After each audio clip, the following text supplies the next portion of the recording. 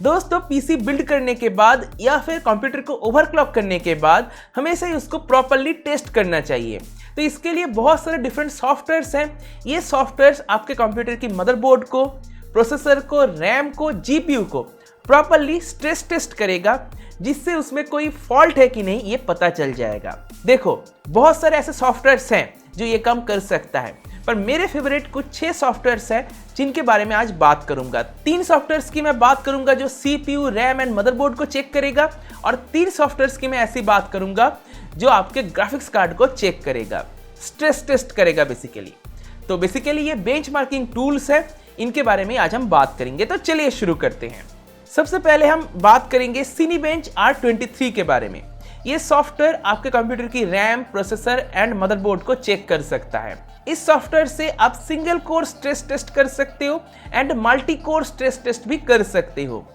पर जब प्रोसेसर को स्ट्रेस टेस्ट किया जाएगा तब प्रोसेसर को ज़्यादा पावर भी चाहिए होगा, और वो पावर कौन देगा? मदरबोर्ड की VRM सेक्शन। और जो डेटा प्रोसेसर प्रोसेस कर रहा है वो डेटा कहाँ से फ्लो होगी? ऑब्वियसली रैम से। तो रैम भी इससे टेस्ट हो ही जाती है।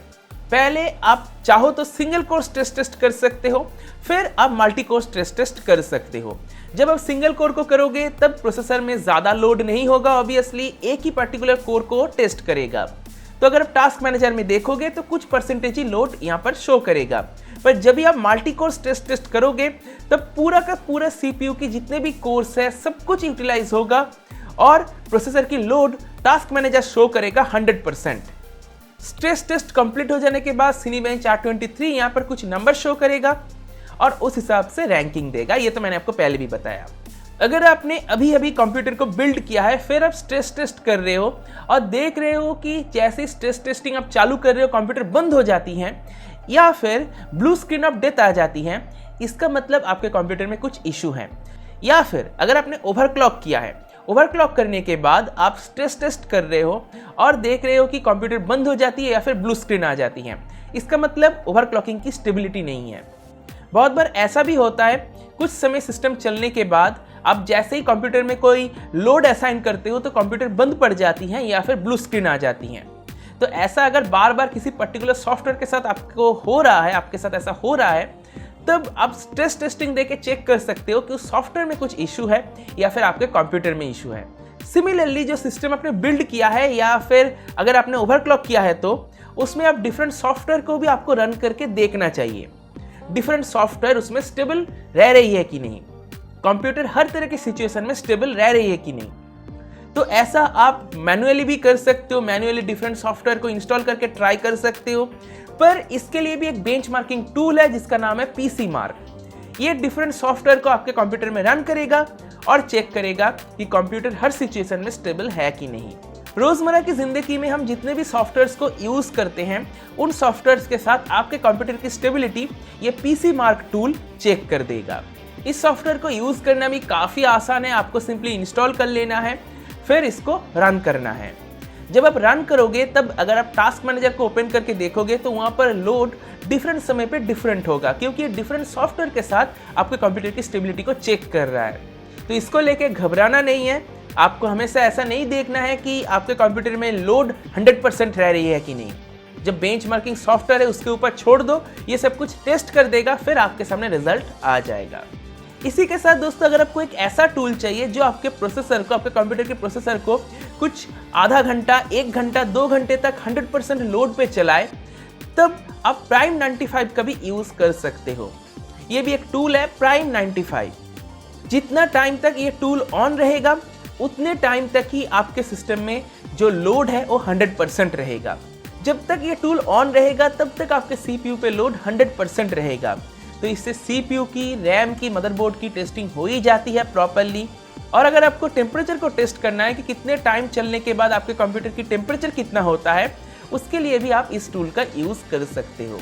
आप इसको 2 घंटा चलाओ, फिर देखो कंप्यूटर की टेम्परेचर कितना हो रही है, जो कि आप सिनीबेंच R23 के साथ नहीं कर सकते। उसमें एक टाइम के बाद ऑटोमेटिकली बेंचमार्क स्टॉप हो जाएगा। अब हम आ जाते हैं जीपीयू पे। जीपीयू को भी स्ट्रेस टेस्ट करना बहुत बहुत ज़रूरी हो जाता है। अगर आपने ग्राफिक्स कार्ड को ओवरक्लॉक किया है तब तो ज़रूरी है ही है। और बहुत बार ऐसा भी होता है जब आप कोई गेम ऑन करते हो जो कंप्यूटर है ऑटोमेटिक बंद हो जाता है, या फिर गेम ऑटोमेटिक ऑफ हो जाता है, या फिर ब्लू स्क्रीन आ जाती है। ऐसा भी बहुत बार होता है। या फिर कोई सॉफ्टवेयर है वो जब भी ग्राफिक्स कार्ड को यूज़ कर रहा है तभी ब्लू स्क्रीन आ जाती है। तो अगर ऐसा बार बार हो रहा है, इसका मतलब ग्राफिक्स कार्ड में कोई फॉल्ट हो सकता है। तो फॉल्ट है कि नहीं ये चेक करने के लिए भी जो ये स्ट्रेस टेस्टिंग टूल है ये आपको मदद करेगा। सबसे पहले जिस सॉफ्टवेयर को मैं इंट्रोड्यूस करवाना चाहूँगा वो है MSI कॉम्बस्टर। जितना टाइम तक ये रन होता रहेगा उतने टाइम तक वो GPU को 100% लोड पे रखेगा। फिर अब देखो कि ब्लू स्क्रीन आती है, क्रैश होती है क्या सिस्टम, या फिर कोई और दिक्कत हो रही है कि नहीं। सिमिलरली एक और सॉफ्टवेयर है जिसका नाम है हेवन। इसको भी डिफरेंट सेटिंग्स के साथ आप यूज कर सकते हो। यहाँ पर आपको ऑप्शंस मिल जाएगी, आप डिफरेंट सेटिंग्स को यहाँ से चूज कर सकते हो। इसको सिंपली स्टार्ट कर दो और एक के बाद एक फ्रेम रेंडर होता जाएगा, एक के बाद एक सीन आता जाएगा। अगर सीन्स को रेंडर करने के टाइम आर्टिफैक्ट बन रही है या फिर ब्लॉक्स नज़र में आ रहे हैं, तब दो चीज़ें हो सकती हैं, आइदर ग्राफिक्स कार्ड फॉल्टी है या फिर आपके सिस्टम में कंपैटिबल रैम इंस्टॉल्ड नहीं है। इसके बारे में डिटेल में वीडियो मैंने पहले ही बनाया था, उसका लिंक आपको मैं आई बटन पर वीडियो के डिस्क्रिप्शन में दे रहा हूँ। इसके बाद जो सॉफ्टवेयर मैं इंट्रोड्यूस करवाना चाहूँगा वो है 3D मार्क। काफ़ी अच्छा सॉफ्टवेयर है, इंटरफेस काफ़ी अच्छा है, सिंपल है, स्ट्रेट फॉरवर्ड है। पर दिक्कत यही है कि सारे कंप्यूटर में, सारे सिस्टम्स में ये रन नहीं कर सकता। अगर चलता है तो बेंचमार्क बहुत अच्छी तरीके से ये कर सकता है। इस सॉफ्टवेयर के साथ एक और दिक्कत है, ये पूरा का पूरा फ्री नहीं है। कुछ पोर्शन फ्री है, कुछ पोर्शन पेड है। तो जो पोर्शन फ्री है उसी को मैं आपको दिखा देता हूँ। फ्री वर्जन में सिर्फ टाइम स्पा ही रन होगा। चालू करने के बाद सिस्टम की इंफॉर्मेशन को गैदर करेगा, फिर कुछ टाइम लेगा चालू होने में, टाइम दो थोड़ा सा, फिर ये चालू हो जाएगा और पूरा बेंचमार्किंग प्रोसेस कंप्लीट होने दो। फिर आपके सामने स्कोर मिल जाएगा और क्या करोगे। और इस दौरान GPU पे काफ़ी सारा लोड भी रहेगा। तो अगर GPU फॉल्टी होता है, अगर उसमें कुछ दिक्कत है, तो यहाँ पर भी वो चेक हो ही जाएगा। मैं आपको 3D मार्क यूज़ करने का रिकमेंड नॉर्मली नहीं करूँगा क्योंकि सॉफ्टवेयर काफ़ी बड़ा है, 8 GB का सॉफ्टवेयर है। तो अगर आप चाहो तो डाउनलोड करके यूज़ कर सकते हो, काफ़ी बढ़िया सॉफ्टवेयर है। तो बस दोस्तों, मुझे उम्मीद है आपको समझ में आ गया होगा कि कौन से बेंचमार्किंग सॉफ्टवेयर्स को मैं पर्सनली यूज़ करता हूँ सिस्टम को टेस्ट करने के लिए।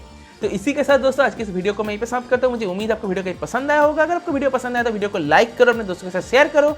अगर अपने चैनल को सब्सक्राइब नहीं किया तो सब्सक्राइब भी कर लो। सब्सक्राइब करने के साथ नोटिफिकेशन बेल है उसको जरूर टैप कर दो। इसी के साथ दोस्तों आज की इस वीडियो को मैं यहीं पे समाप्त करता हूँ। देने के लिए दोस्तों बहुत बहुत धन्यवाद। बाय।